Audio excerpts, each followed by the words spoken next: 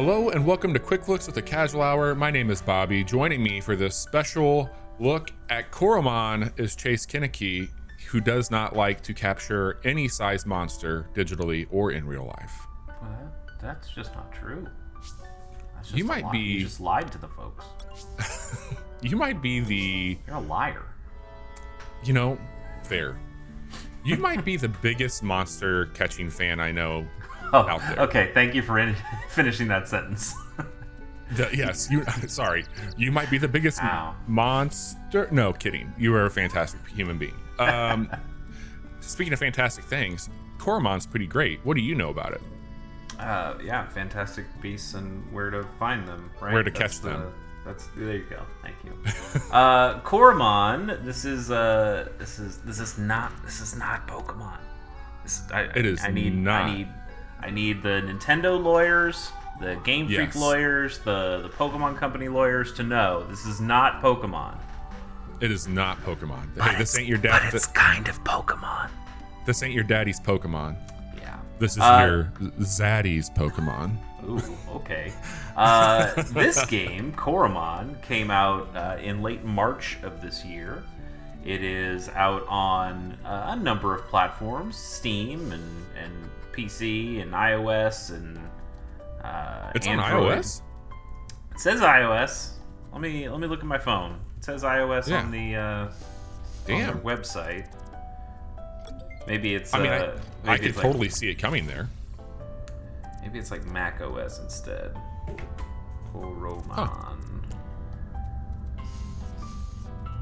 I mean, the App Store is just riddled with Pokemon stuff anyway. Yeah. I'm not seeing this as I pull up.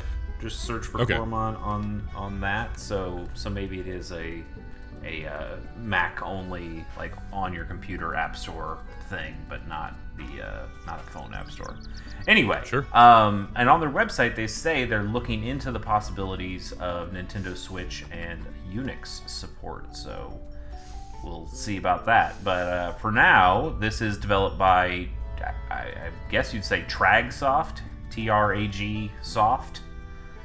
They are a Netherlands-based developer, and it was published by Freedom Games. So, Bobby, you've been playing a lot of Coromon and talking a lot about it, and sound kind of excited about it. So, I would like to hear from you now. What is Coromon other than definitely not a Pokemon game?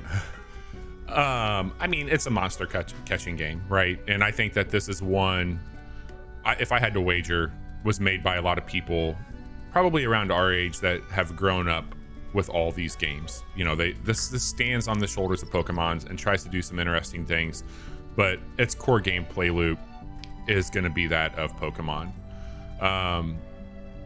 I've put about 10 hours into the game so far, and I haven't explored everything that they have to offer here. There's still quite a bit of the map to unfold. And then you know how it is when you play games like this. Like, even once you get the full map, there's going to be a lot of backtracking and going and doing other things. But sure. I've put about 10 hours into it.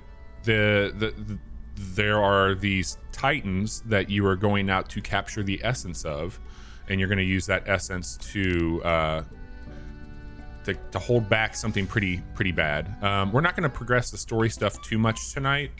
But you start off and you're working in a lab. There's not really like a singular Professor Oak person, but you got a lot of different scientists here that are all working with you to try and keep this bad thing from happening. And they've given you a tool to go in and do it. So as you can see down there, I just shot fire out of my character, which, in Pokemon, sure, everybody knows how to do that.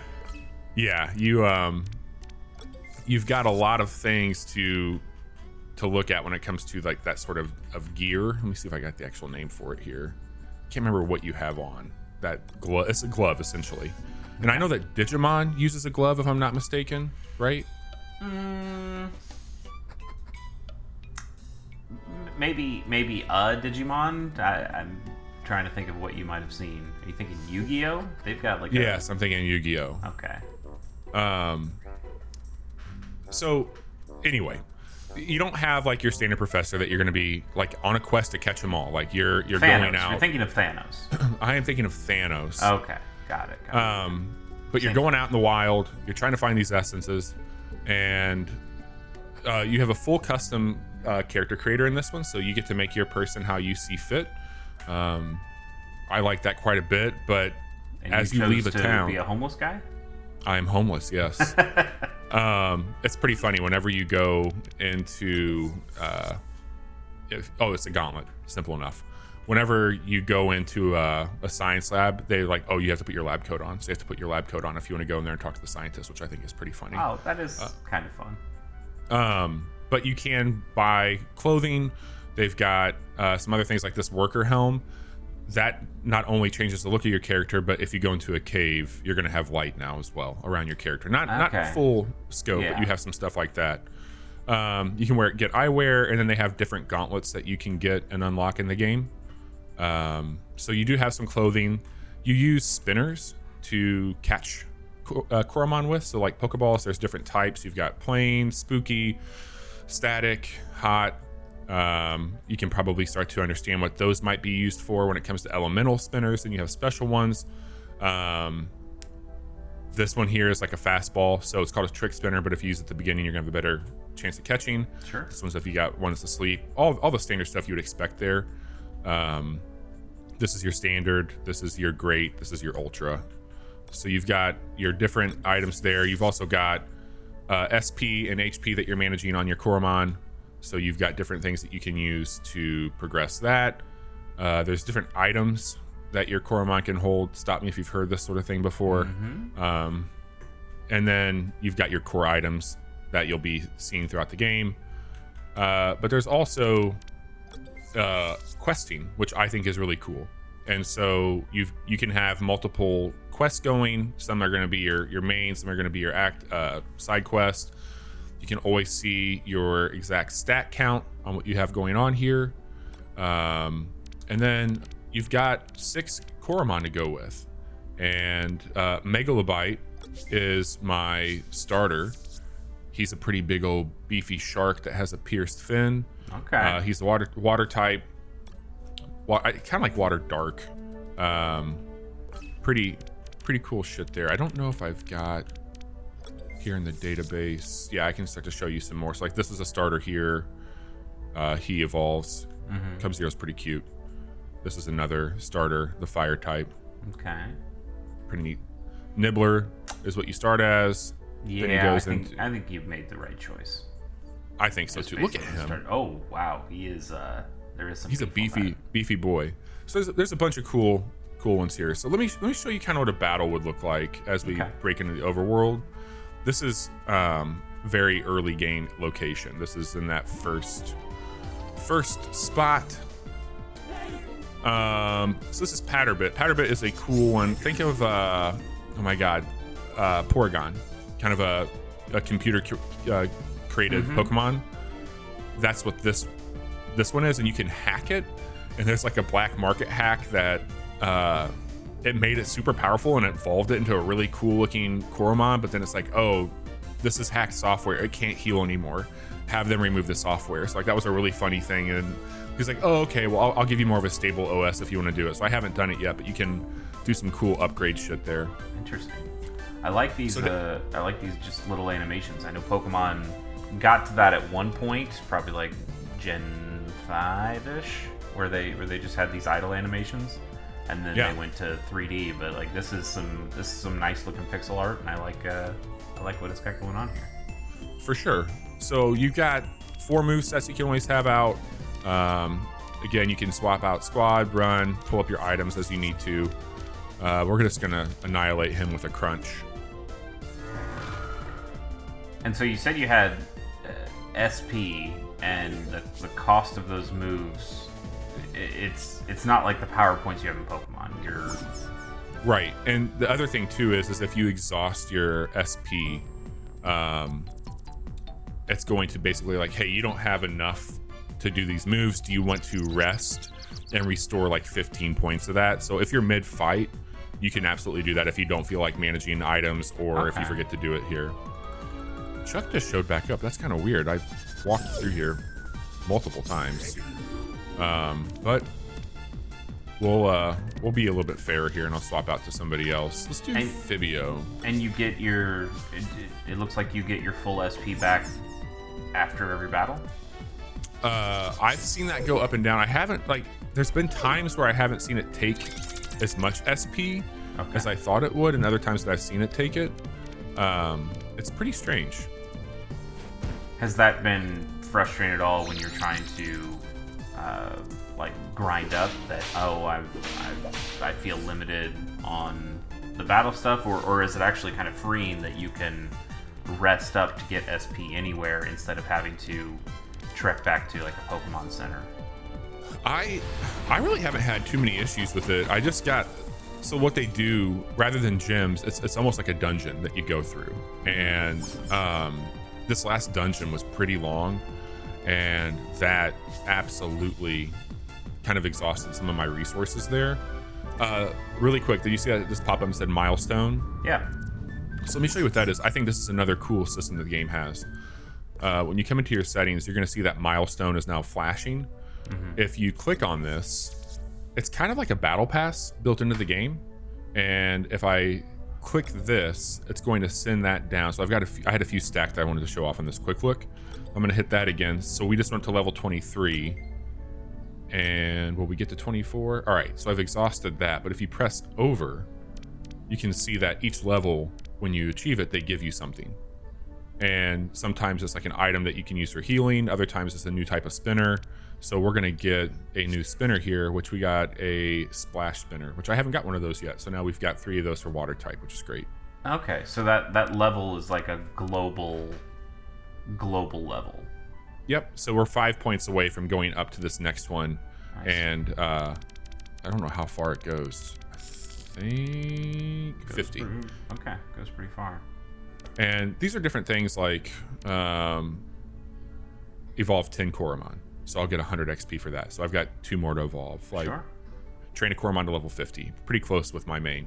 So little shit like that, which I think that's a cool system to have built into this. That just, playing the game, progressing. And if you're looking for like, I think some of the times it can be easy to get lost in big games like this, especially if you're not familiar with the format. And like, that's a nice way. Like, oh, maybe I should just go work on evolving some Pokemon or Coromon. Yeah, just like giving yourself small achievable goals as you play through a game that has very big goals. The other thing too, I'll show it off in action. So I just got through the last dungeon, that fire ability. Before that, I had a gust, and you can swap those out as well. The other one that I had was you could spray essentially a repel and have that active, and that one goes on a cooldown, but you can spam these here. Okay. So anytime you come to a main town, you're going to see one of these. And this is a fast travel system. So anytime you go to a new place, you get just fast travel, and it'll show you what Coromon are in the area. Oh, that's very useful. Yeah. If I do this one here, so you can see that I have not found one in Radiant Park, but in this location, I have found all of them that they have to offer. Okay. Is there anything about the different colored boxes that were around them? Some were purple, some were blue. Yep. That's letting you know. Let me pull this back up and show you that again. Sorry. That's showing you their type. Okay. So purple is going to be ghost, red's going to be fire, blue is going to be water. There's an ice one, and then the gray is normal. How many types are in this game? I think there's like 115. 115 Coromon. I'm asking about types like fire, water. Oh, I think there's a way for me to pull up it's in my items here. Let me do this. So they've got some really great, let's see here.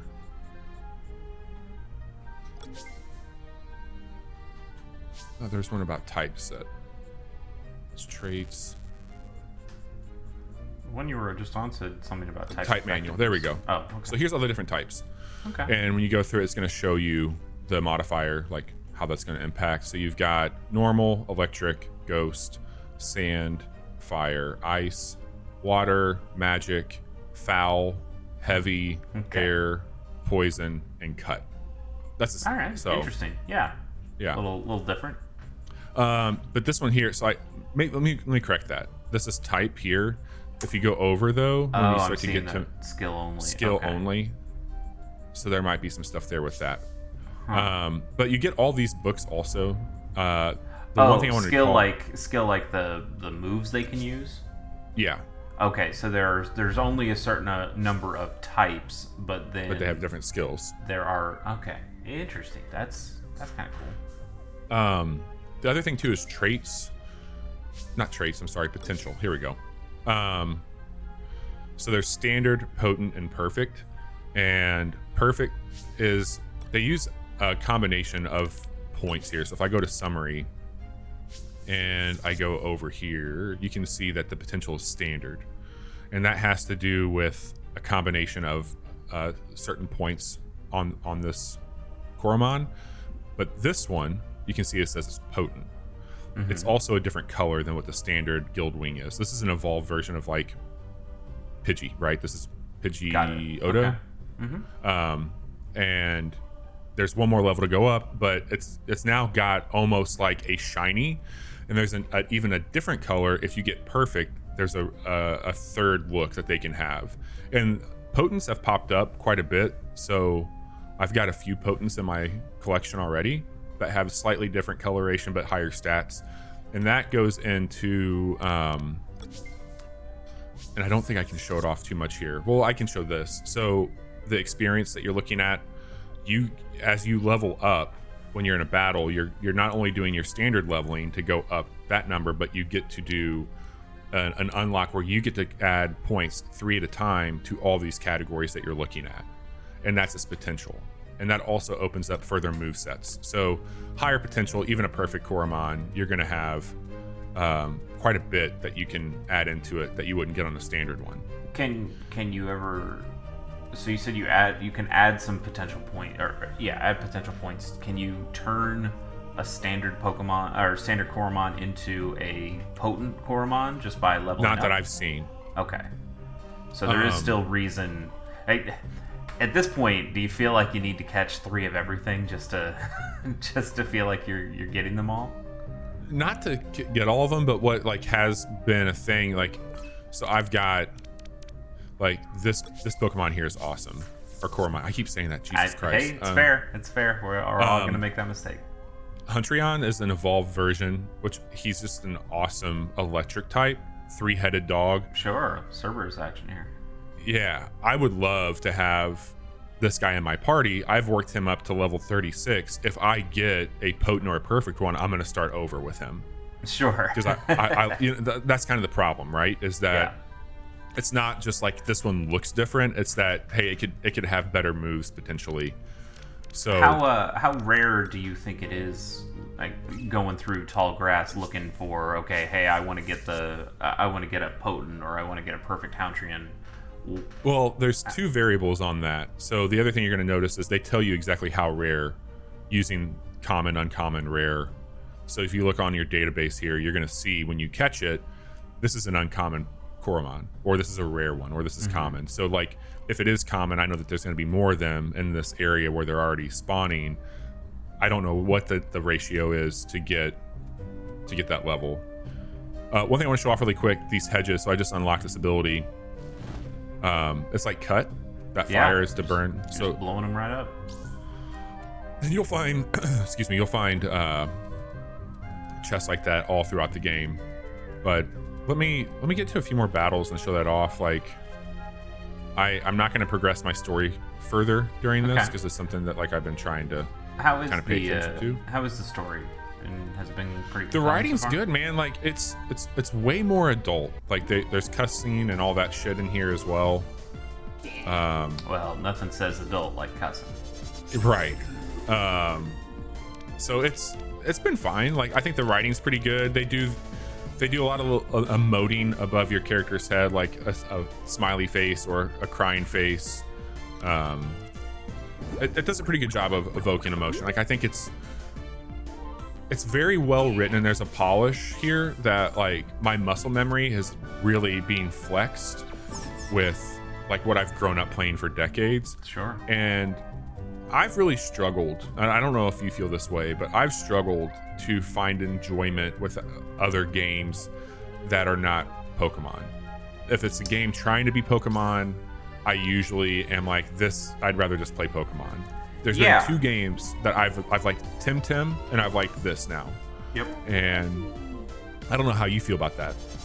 No, I feel very similarly, and I don't think most of the Pokemon games are perfect either. Even the ones I love are horribly broken pieces of garbage that just happen to be amazing, almost accidentally. But yeah, like I've tried playing the Nexomon games, and they're fine, but it doesn't feel right.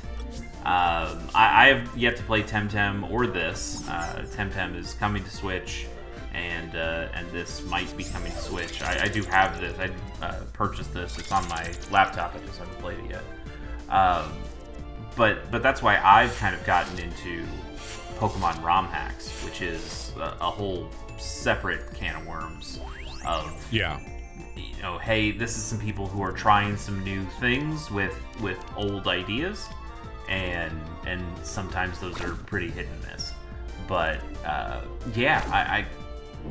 love these kinds of games. They're just really comfort food for me to play. There's something that I feel like I can watch TV while I'm playing and just kind of veg out and have a good time. I do. Wow, look at the cheeks on your. I know, man. He's got a little dog fellow there. He's a thick boy. But yeah, so it heartens me to hear that this is quote unquote one of the good ones.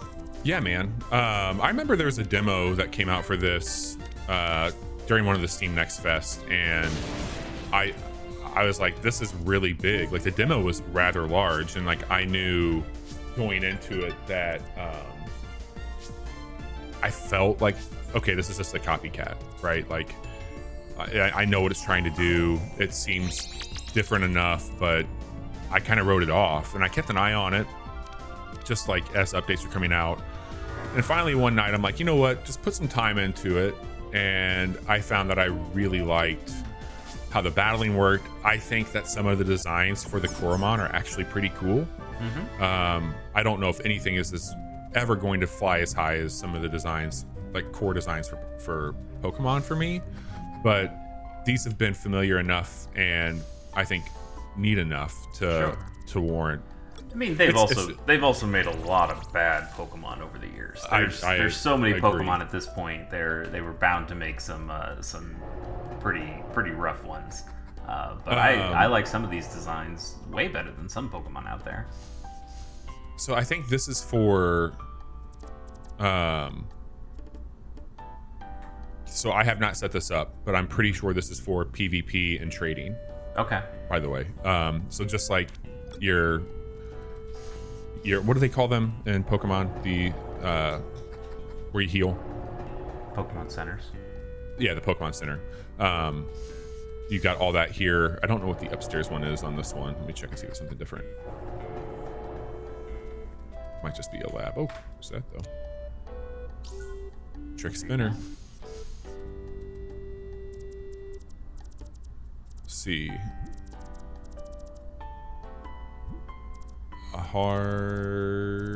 The software center does its job, but you couldn't handle the oh, okay. This might be what you just asked about. Turning a standard into a potent? Yeah. Sounds like a useful machine. Yeah. Let me just see if this does it here. Or maybe it's like, hey, if we need to like add stuff into it. So is this kind of maybe this is kind of like a daycare center kind of thing. All right. The elite one here. Look at his hat and look at his name. Uh-huh. Yep. That's pretty good. It's a Forrest Gump reference, obviously. Absolutely. Yep. All right. I think. Let me see if I can go up here and do this really quick. Welcome to the interactive hard. Visitor menu. Please offer a Coromon for. So is that resetinator more like when you catch if you caught a high level Coromon, does it already have some of those stats kind of baked in, and you might be able to use that machine to respec it into a min-max form that you'd prefer? I think so. That probably would give you the option to do it. The other thing that you can do when you start to catch them, so if I select any move at any given time, I can change its move set. Oh, okay. It doesn't. Yeah. It doesn't So- forget moves. That's cool. It's Yeah. kind of like Legends Arceus in that way. Yep. So these are just moves that I have that, like, on the fly I can swap out if I wanted to, and it lets you know. So I've got 2 more moves that I can open up for him. I haven't seen something about like adding, and it's probably there. I just haven't paid attention. But I haven't seen like add this like a TM or anything like that to it. You know. Okay. The last thing I'll show off here is you've got the standard withdrawal system, and you can your boxes are already determined at the bottom there. Like if you wanted to go by type, so you can do that. You can't make your own boxes, but pretty straightforward. You can grab that, let them go, deposit. It's cool. It's neat. I mean, it's Pokemon. So it is, but it also is trying some fresh things. The thing on their website says that they are trying to introduce elements of JRPGs. I mean, Pokemon itself, I would say, is a JRPG, but I understand. But they're really trying to find that combination of having a more traditional JRPG experience, but then also have the monster taming aspect to it. And I think that's admirable.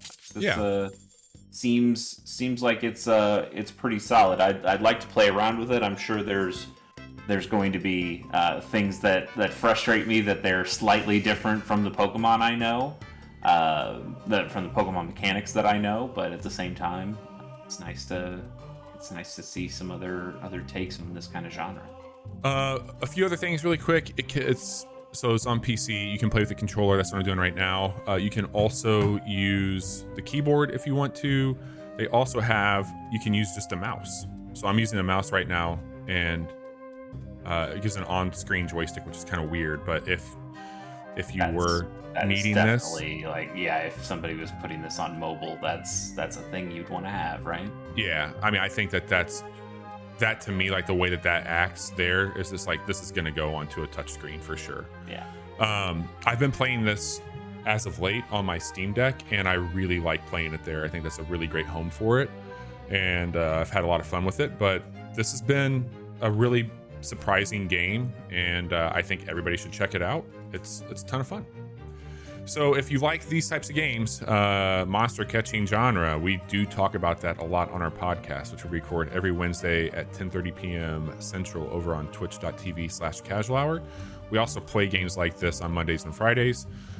We record quick looks like the one you're watching Tuesdays and Thursdays right here on YouTube. So like, subscribe, comment, let us know what you think. Have you checked out Coromon? Do you like other types of Pokemon games? Let us know.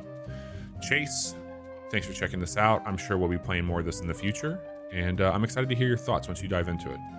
Yeah, thank you. Take care.